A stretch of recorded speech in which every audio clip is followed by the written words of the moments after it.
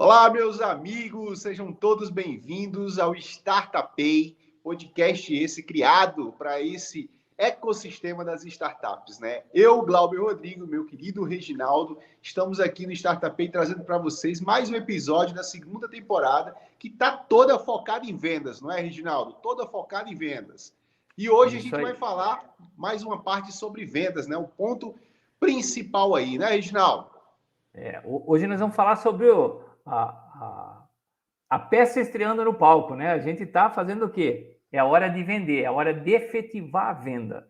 Até agora a gente se preparou, agora a gente começa a efetivar a venda. Então, Glauber, faz o caminho aí da venda que nós chegamos até aqui.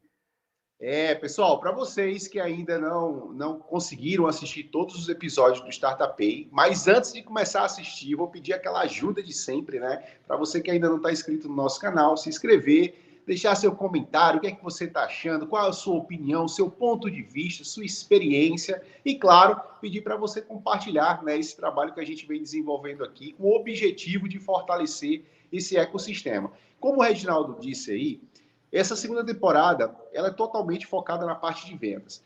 Inicialmente, a gente começou fazendo aquela preparação, né? O pré-vendas. O que a gente faz na pré-vendas, né? O que é preciso para a gente poder trabalhar a venda? A questão de você conhecer o seu produto, você trabalhar a questão do seu líder, ter uma relação de clientes para quem você vai vender, né? Algumas técnicas foram trabalhadas, a gente falou de alguns pontos principais, Reginaldo aí com seus grandes casos de sucesso, falou algumas histórias também que fortaleceram toda essa preparação para a gente chegar a esse ponto de hoje, que é a venda e sim, a venda acontecer. Reginaldo, tem mais algum detalhe que você queira colocar nesse ponto inicial que a gente fez na abordagem dos outros episódios?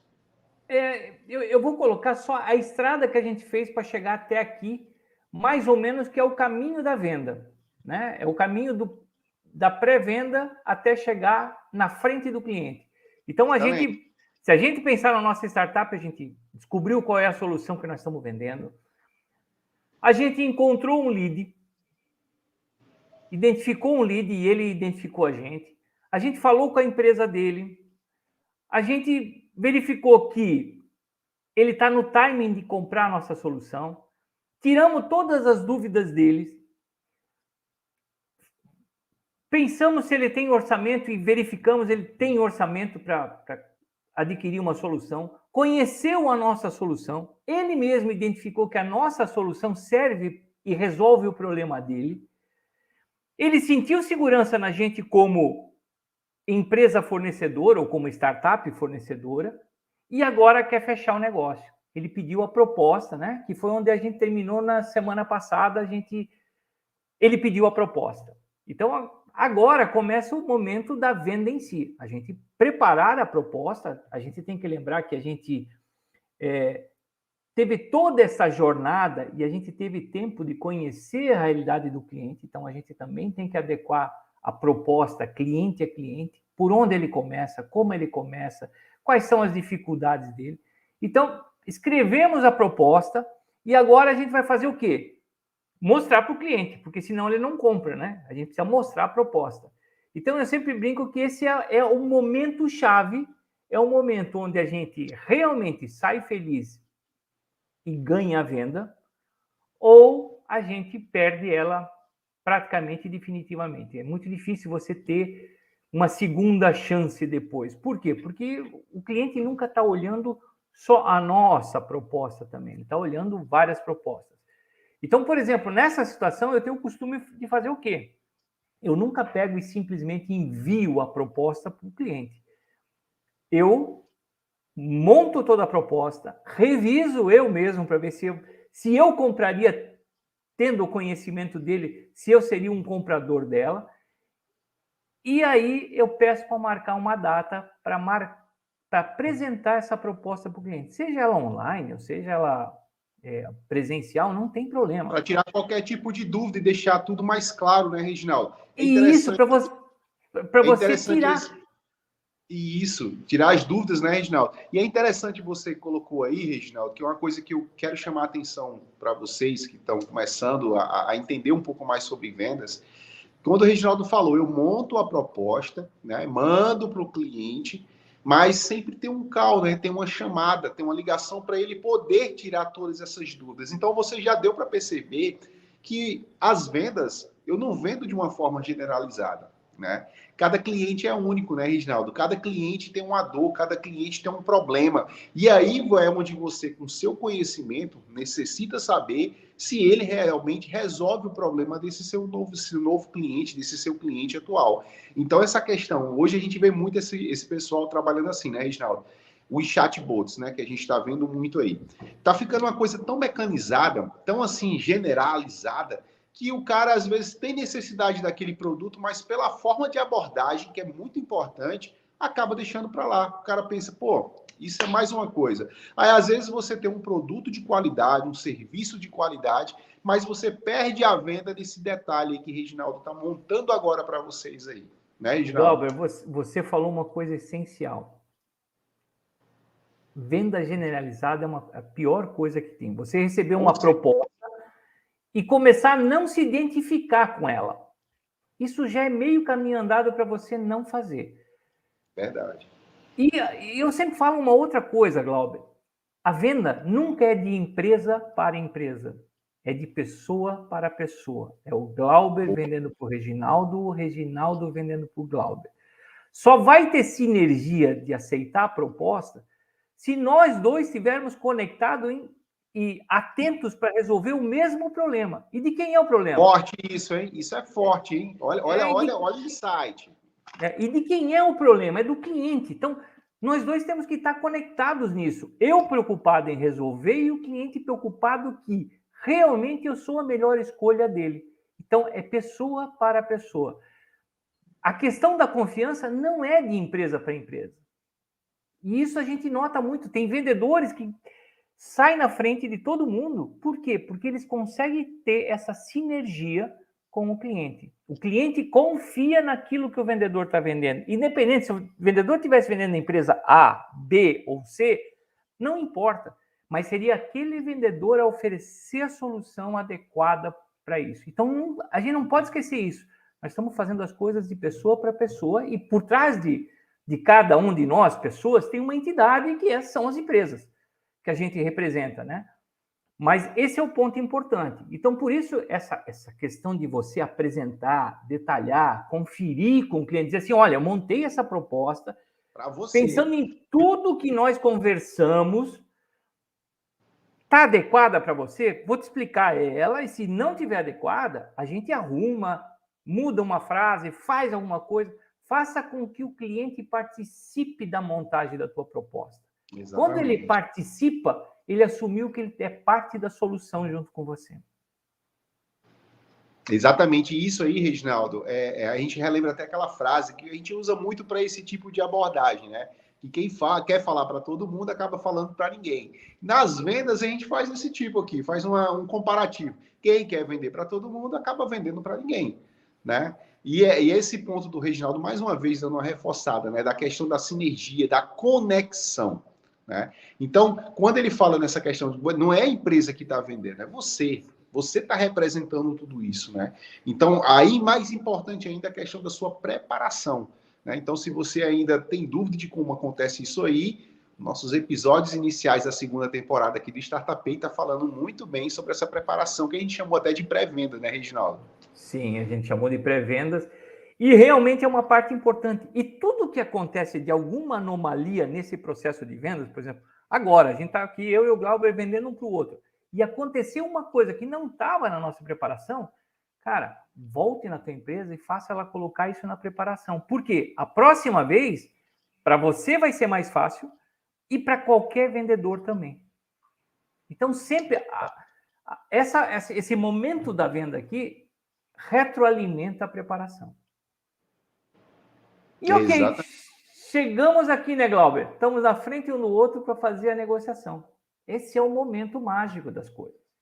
É aonde acontece. É literalmente você subir num ringue, colocou as luvas na mão, cara, agora não tem mais para onde você ir, não. Ou vai para porrada. E é isso mesmo. Ou vai levar porrada. E assim, Glauber, eu acho que tem várias técnicas no mercado, várias coisas que você pode fazer no momento da venda. Mas não existe uma receita de bolo. Não, não. Até porque, de novo, né? A gente pessoas. Eu posso estar conversando com o Glauber hoje num dia ruim. Num dia onde eu puxo conversa com ele e pergunto assim, Glauber, tá tudo bem? Tudo uma porcaria. Putz, já cortou um pouco, deu uma esticada. Então, não tem uma receita de bolo, né? A gente tem que ir de coração e peito aberto para conversar. Interessante isso que o Reginaldo falou, da questão da gente conhecer o nosso cliente, né? E quando a gente fala conhecer, não é você trocar figurinha com o cliente, né? Mas você saber interpretar o perfil do cliente naquele momento, né? E muitos deixam de vender vendas pelo momento inoportuno, né? Pelo momento errado de quererem colocar aquilo para ser vendido. Então, a gente tem que tirar aquela coisa da cabeça que, o vendedor, quando ele é bom, ele vende. Aqui, eu vou usar um ditado que tem aqui na nossa região, Reginaldo, que Mossoró é conhecida como a capital do sal, né? Aqui na nossa região. Rio Grande do Norte, eu estou na Paraíba, e o pessoal aqui fala muito assim: poxa, o cara, quando é bom, ele vende sal em Mossoró. Né? Vende sal em Mossoró, vende sal de onde veio o sal, né? Realmente, isso é um fato. Se você é um bom vendedor, está preparado. O que é ser um bom vendedor? Está preparado com aquilo que você se obteve a fazer. Né? Chegar no seu cliente, levar as propostas, mostrar os resultados que serão alcançados, enfim, fazer o seu pitch que o Reginaldo está falando aqui agora. Mas a gente tem que tirar da cabeça aquele caso que a gente comentou num dos nossos episódios, que foi falar que não existe produto que se venda só. Né, Reginaldo? Muitas vezes os caras chegam e falam, não, mas esse produto aqui é tranquilo, ele se vende sozinho, qualquer hora, qualquer momento, dá certo. E não é assim. Reginaldo falou um ponto muito importante nisso aí, dessa sinergia. Eu, por exemplo, Glauber, já cheguei para mostrar proposta para um cliente e eu comecei a ver que ele estava perturbado com uma porrada de coisas, né? Eu disse para ele assim, cara, você está bem? Ele disse assim, não, Reginaldo, eu estou com um problema lá na minha produção e eu tenho que resolver. Ele disse assim, então você não quer fazer o seguinte? Vai lá, resolve e eu estou aqui. A hora que você resolver o teu problema, vem aqui conversar comigo. Porque daí você também vai estar mais atento para a proposta e coisa e tal, e você já vai estar com o teu problema resolvido. Então, a gente tem que ter essa percepção, porque também esse momento de você apresentar as coisas é um momento mágico. Porque ele poderia simplesmente dizer assim, Reginaldo, eu tenho que resolver um problema. Você deixa a proposta aqui e outra hora eu olho e te chamo. Putz, isso é ruim, porque ele vai olhar sem a minha explicação. Por mais que esteja escrito lá, a gente sabe também que as pessoas não leem atentamente. Elas leem aquilo que interessa para elas. E quando a gente vai apresentar, a gente apresenta o contexto, a gente volta e diz assim, ó, tá vendo? Essa etapa aqui tá ligada na etapa anterior. Você entendeu isso? Não, entendi. Agora eu entendi por que você colocou isso. Entendeu? Então, esse é um momento mágico que a gente não pode perder. Então, se tem uma coisa atrapalhando, tira o que está atrapalhando, mesmo que postergue um pouco a tua apresentação. Por quê? Porque você acaba ganhando. E isso tem um outro negócio que você, na verdade, cria uma empatia com o cliente. Ele começa a perceber que você sente ele. Que você sente ele, que você está preocupado com ele. Né? E isso cria uma empatia, e isso é muito legal, porque quando começa a criar isso, cria sinergia junto. Né, Glauber? Verdade, verdade. E, pessoal, essa questão de você deixar o seu catálogo, entre aspas, sua proposta de vendas, né? E não respeitar o momento que o cliente está passando, porque muitos vendedores, Reginaldo, acabam se desesperando, né? Isso aqui no contexto geral de vendedores em si, né? Aquele pessoal que trabalha com aquelas metas. Não, eu preciso bater essa meta, eu vou deixar e sair soltando, literalmente soltando propostas sem ter esse cuidado, né? Sem ter essa cautela de poder explicar melhor, de fazer o seu cliente saber literalmente o que ele está comprando, por que ele está comprando e, olha que interessante, saber que se ele comprou uma coisa que vai fazer bem para ele, vai gerar resultados, pode ter certeza, meu amigo, que você está fidelizando o seu cliente ali. Na primeira venda, você está começando a fazer a fidelização dele. Não é, Reginaldo? Isso. E uma outra coisa que a gente... Estou apresentando para o cliente, né? Cara, apresente a verdade. Sempre. Porque senão ele vai descobrir ali na frente que aquilo que você falou, você não vai atender ele. E isso é mal, porque primeiro que está escrito que você atende ele, e depois chega ali na frente e você não atende. Então seja corajoso o bastante para dizer assim, olha, isso aqui a gente viu que não te atende, mas a gente tomou uma decisão estratégica na empresa e durante o projeto nós vamos desenvolver. Ou nós vamos fazer isso, ou vai estar contemplada essa situação. Por quê? Porque ele também sente segurança, de novo, que você escutou ele lá atrás, que você entende que aquela parte é uma parte importante, e você, como parceiro dele, a empresa parceira, está preocupado em atender ele desse jeito. Então, verdade, na hora da venda não dá para você dizer assim, não, isso faz, isso não faz. Eu teria aqui alguns casos para contar de vendas que aconteceram assim e simplesmente não funcionam. Uma outra coisa que eu falo que é importante, não justifique o preço de qualquer maneira, né? Eu tenho um episódio com um vendedor meu e depois eu tive que corrigir isso no passado. Tinha uma empresa teoricamente pequena, ela tinha 20 funcionários, mas o dono gostava dos funcionários, da equipe e tudo. E meu vendedor chegou lá, totalmente insensível a isso, porque não percebeu durante o processo inteiro, e ele chegou e disse assim, olha, cara, essa tua compra aqui vai te resultar você diminuir o teu corpo de funcionários depois e você economizar na tua empresa. O cara não fechou a proposta na hora e me chamou. Ele disse assim, cara, teu vendedor está me fazendo uma proposta que não tem nada a ver. E, na verdade, qual era a justificativa para esse negócio? Era só para dizer para o cara que com aquela proposta, a equipe dele ia produzir muito mais. A equipe dele, que hoje produzia 100%, ela ia produzir 150%. E não falar que era para diminuir os funcionários, justamente porque o dono tinha aquilo como uma família.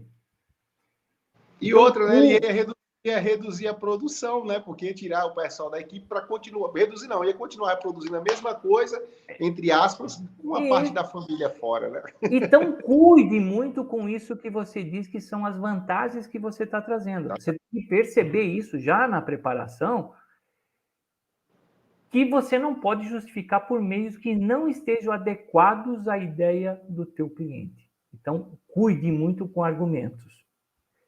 Reginaldo, só para acrescentar um ponto aí, isso aqui que a gente vai falar agora, quando a gente está falando de vendas de um porte maior, de um cliente específico, aqui ninguém está falando de uma venda que vai acontecer com um mostruário e você está mostrando, certo? Que existem técnicas também para isso. Mas uma coisa muito importante é você conhecer o que o seu cliente faz, como a empresa trabalha, como é que acontecem as coisas. Você ter uma consciência disso é muito importante. É literalmente quando a gente vai fazer uma entrevista de emprego, né, que manda um currículo para a empresa de Reginaldo. É muito importante que eu conheça aonde eu pretendo trabalhar, né? Eu saiba da história daquele cliente. Olha que ponto legal nessa história que o Reginaldo falou que fortalece isso. Né? O vendedor ele não teve maldade, né? Mas na forma de expressar, ele acabou tirando até uma forma de trabalho que foi construída na empresa, a questão do ambiente familiar com a equipe, né, Reginaldo? Então é muito importante a gente conhecer o nosso cliente, né? A gente enfatiza isso aí. E uma outra coisa nesse momento do fechamento é que pode estar pessoas na sala diferentes daquelas que você conversou até o momento. Então, todas as perguntas que você respondeu, talvez lá no passado, o teu cliente, aquele cara que você conversou tudo, ele espera que você exponha para os outros também. Por que isso? Porque ele também está vendendo esse projeto dentro da empresa dele para outras pessoas. Pode estar vendendo para o diretor dele, pode estar vendendo para uma outra área, e pode vir o cara de compra, simplesmente, que é o cara que vai efetivar tudo. Então, ele espera que você tenha a mesma cordialidade de responder tudo de novo, se for preciso. E por isso é o bom de você começar mostrando a tua proposta. Porque no momento que você mostra a tua proposta, teoricamente, tudo aquilo que você escutou, respondeu ou passou no pré-vendas, você reflete isso na proposta. com certeza o que vai acontecer? Talvez se lá você tinha 12, 13, 14 dúvidas, você chega aqui com 2, 3, porque os caras não entenderam direito. E aí a mesma coisa, você não está vendendo só para o Glauber, você está vendendo para uma equipe da empresa. Então, atenda todo mundo, diga assim, não, gostei, desculpa, eu não coloquei essa observação aqui, vou incluir agora na proposta e já deixo aqui ela atualizada para vocês. Exatamente. E isso são duas coisas, né? Primeiro que a gente precisa ter humildade, de talvez alguma coisa que a gente não tenha colocado, e a gente erra também, né, como vendedor, e às vezes tem vendedor que acha que não erra, mas todos nós erramos. O ego. Né? É o ego. E outro é a autoridade de você mostrar para o cara que você pode mexer na proposta aqui naquele instante que não vai influir em nada. Isso você também mostra autoridade, isso mostra que a pessoa que você conversou até agora, que confiou em você, mostra para os outros que ele tinha razão em confiar em você.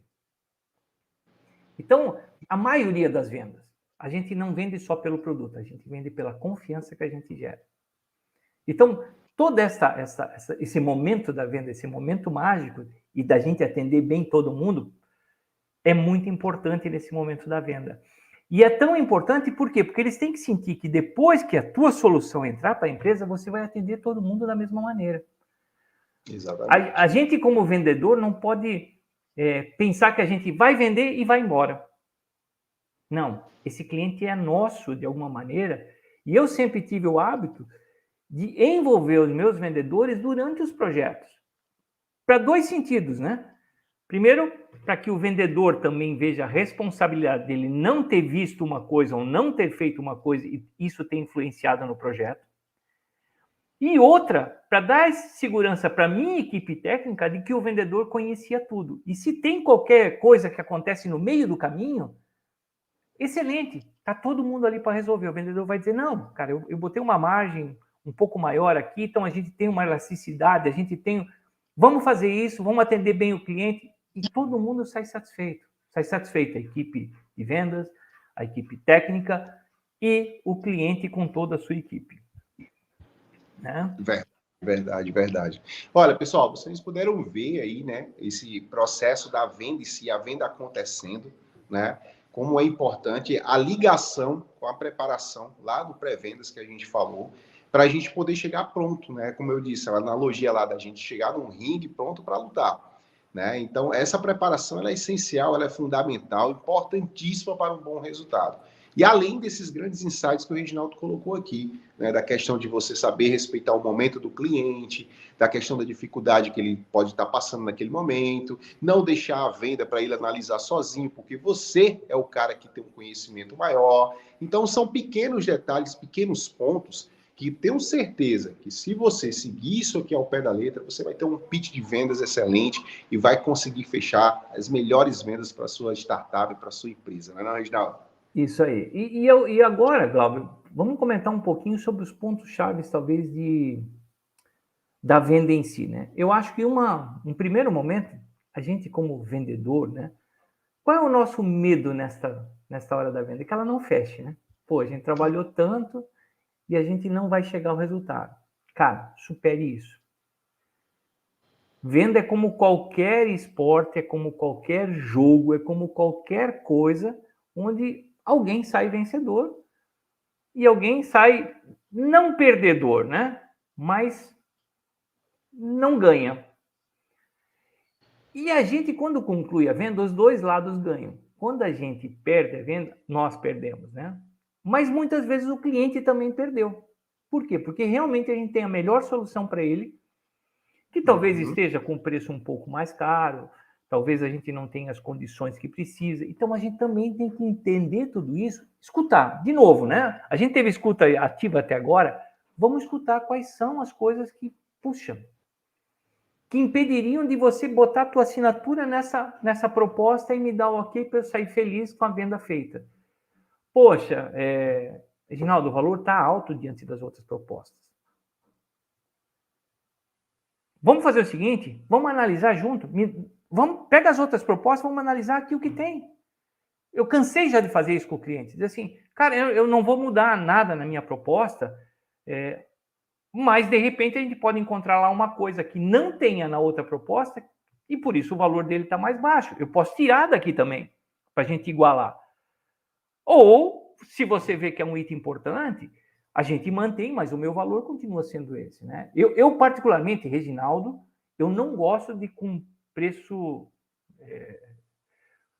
muito mais alto do que ele tem que ser. Eu jamais boto um percentual, todo mundo chama de coeficiente de cagaço, né? Eu boto mais 10, 20%, porque o cliente vai pedir um desconto. E daí eu tenho para dar de desconto. Eu não gosto disso. Eu vou com um preço bem justo e não gosto de dar desconto. Não por nada, mas, de novo, valorizar o trabalho que eu estou oferecendo. Eu estou oferecendo um trabalho a um preço justo. Eu não estou...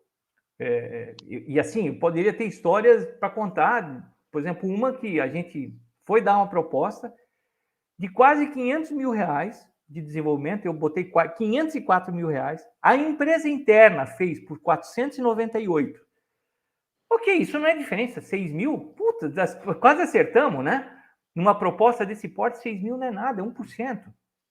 E chegou um cara e deu uma proposta de 95 mil. E aí me chamaram, Reginaldo, um cara aqui deu 95 mil. Porra, como é que você não...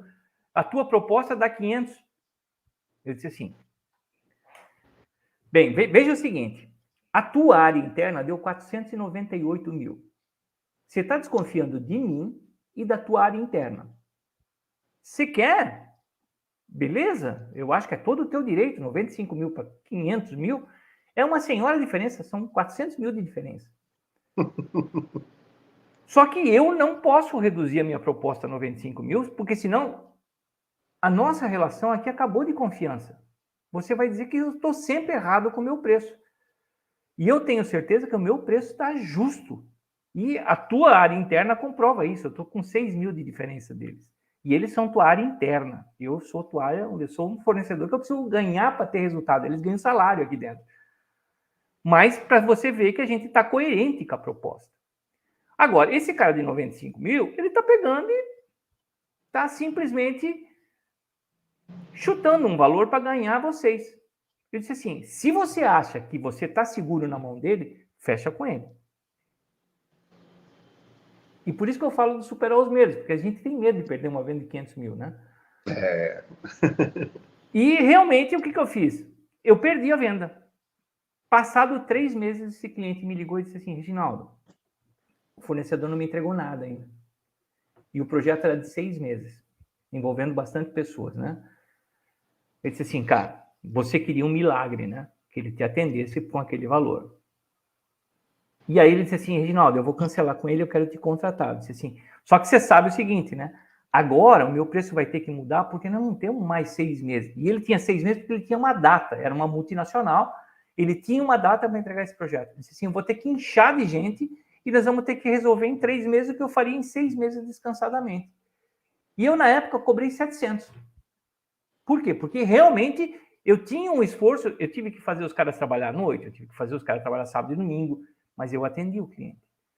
Então, supera os medos. Se você tem certeza da proposta que você está dando, cara, você tem que estar coerente em também não reduzir teus valores, em não reduzir teu preço, e não reduzir teu prazo. O que você pode sempre mexer? Condição de pagamento. Cara, eu não consigo pagar em 6 vezes. O que você me propõe? Ah, você pode fazer em 7, 8 vezes? Claro que pode. Joga com o teu resultado um pouquinho da empresa e coisa e tal, e faz. Condição de pagamento é uma coisa que dá para mexer, uma coisa que dá para trabalhar. Agora... Isso é um insight muito bacana, Reginaldo, essa que você falou, da condição de pagamento. Desde a primeira vez que a gente conversou, que você falou, eu achei muito interessante e acabei adotando na minha segmentação de mentorias e consultoria. Né? Esse insight que o Reginaldo falou aí da questão de mexer na forma de pagamento é muito mais viável do que mexer com descontos. Né? E isso aí eu trouxe para mim. Então, ó, anota isso. E isso é uma receita que dá certo, todo mundo, porque às vezes realmente é como a gente, né? Às vezes você quer comprar um negócio e diz assim, puta, mas não consigo comprar à vista. Você me faz, divide esse valor em 2 vezes? Dá certo. Então eu adotei para a prática aquilo que eu uso às vezes na vida, né? E assim vai. Então, supera os medos. Supera os medos. Outra coisa é respeita o processo da empresa. A gente sabe que, às vezes, a gente explicou naquela reunião para todo mundo, tem todo um trâmite de assinatura, tem todo um trâmite depois para fazer um contrato. Respeita esse processo. Não adianta a gente correr. Eu sou um cara de vendas que eu sou meio contrário às metas, aquelas metas loucas que esse business tem que fechar isso. Eu sempre acho que a gente tem que ter um norte, né? A gente tem que saber quanto a gente quer faturar. Mas fazer coisas doidas para a gente alcançar o dia 31 ou o dia 30 do mês, qual é a diferença entre fechar o dia 31 ou fechar no dia 1º do mês seguinte? Nenhuma para você, nenhuma. Então, pare das loucuras, pare de fazer acrobacias nesse sentido. Por quê? Porque você está, muitas vezes, desrespeitando o processo do cliente. Eu trabalho com metas, com nortes, e quando um vendedor, às vezes, me diz assim, Reginaldo, não vai fechar dia 31, mas dia 3 a proposta está aqui assinada. Excelente! Vamos nós, internamente, contar que essa é uma venda fechada no dia 31, mas deixe o cliente no prazo dele. Entendeu? A gente está desrespeitando o cliente, está desrespeitando o processo dele. Então, vamos ser coerentes. A gente precisa vender, mas a gente não está fazendo as vendas de qualquer forma. A gente tem um processo, a gente tem uma postura, a gente tem um jeito de fazer as coisas acompanhando a vida do cliente. Então, Glauber, assim, no sentido geral, a gente falou sobre vendas e esse momento mágico, né? E eu queria lembrar mais 2 coisas aqui que eu acho que são importantes nas vendas.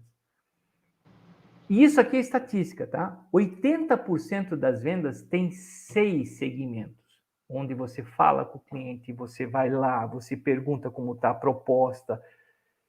E eu vejo que a maioria dos vendedores, na segunda, na terceira vez, ele já dá essa venda como perdida. E venda só é perdida quando o cliente diz não. Até ali, talvez ele está adequando o processo dele. Verdade. E a gente tem o hábito, isso eu fico doido com os vendedores, porque eles dizem assim, perdemos a venda. Mas você já recebeu o não? Não. E tipo assim, então não, então vamos lá, vamos conversar com o cliente, vamos ver o que ele precisa mais de nós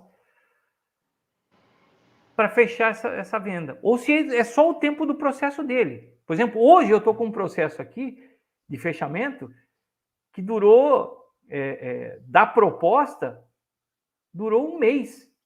E hoje está passando pela área jurídica ainda da empresa, para daí eles me darem o ok. O que eu vou fazer? O que eu vou fazer nisso? Então, o que eu estou fazendo? Eu vou lá e pergunto, e aí? Andou o processo? Se precisa de mais alguma coisa? Nossa, precisa mais alguma informação, alguma mudança na proposta? Não, é só o tempo nosso de trâmite. Ok. Daqui a um pouco, 5 dias, 10 dias, 15 dias, digo, e aí? Ah, não, agora já passou pelo tal e agora está no jurídico. Ok, mas estamos dentro ainda, não precisa de nada. Não. Segmento é muito importante. A gente não entrega uma proposta e abandona ela lá dentro esperando o sim ou não. A gente acompanha. E esse acompanhar leva tempo. Não adianta. E a gente precisa fazer. Até para o cliente saber também que a gente está interessado em fechar com ele. Isso é uma outra diferença muito grande. O cliente saber que você quer fechar com ele. E você não largou a coisa lá. Isso gera relacionamento, né, Rinaldo? Tudo isso aí gera relacionamento, né? E a gente sabe que não existe uma fidelização de um cliente, porque, assim, independente do produto ou serviço que você venda, eu tenho certeza que você vai buscar a fidelização do seu cliente, né? Então, não tem como você fidelizar algo ou alguém, no caso, sem uma conexão. E esse tratado que o Reginaldo falou aí, dessa jornada, dessa segmentação que existe, comprovada por pesquisa, é tudo isso aí, é esse relacionamento sendo construído, né? E uma última coisa, Glauber, e aí nós encerramos vendas, né? A gente não pode tratar o nosso cliente como um oponente, um desafiante. Por mais que a gente entre no ringue, ou entre no jogo, né?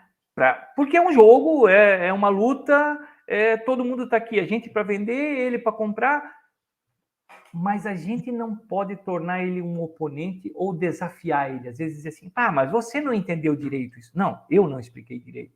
Cara, vamos repetir isso aqui para ver se fica do jeito que você quer. Humildade, não desafiar o cliente. Quando você desafia o cliente, ele vai te desafiar de volta. Não tem jeito.